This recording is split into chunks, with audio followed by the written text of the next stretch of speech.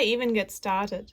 Another cyclone, more flooding, power outages, slips, fallen trees, also on our property, and that was New Zealand summer 2023. Now to our build. Our expectation from a project manager is open and honest communication, not a quality that seems to be valued by our building company. We've recently had further major communication issues, which have been quite scary, but I won't discuss the details publicly. If you want the full story, please visit my Patreon account.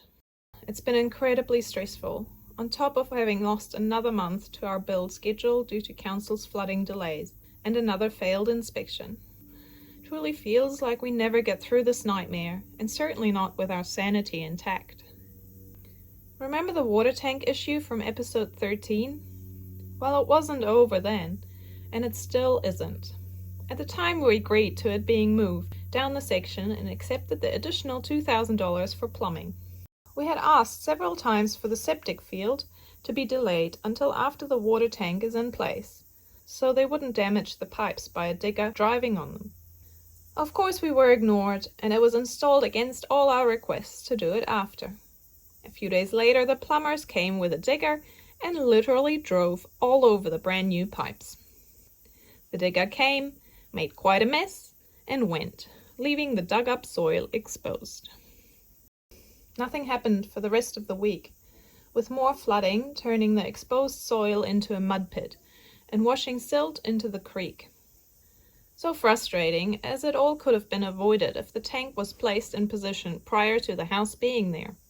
We're now being told it still needs costly engineered retaining and fill material, where the cost will simply be passed on to us. It's another battle coming down to poor planning and no foresight by the building company.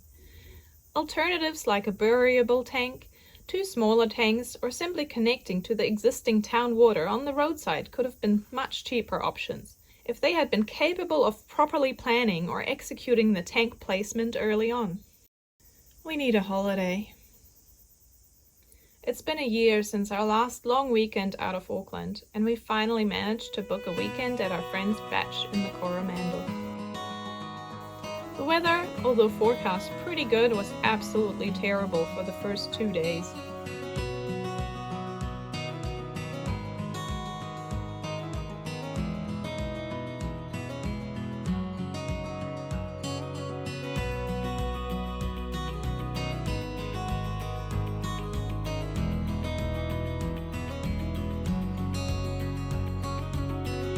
But the little batch is about 4 times the size of our tiny sleeper we're living in during the build.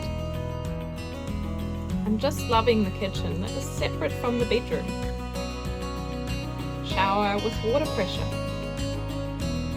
Floor space for our son to play. A dining table? What luxury!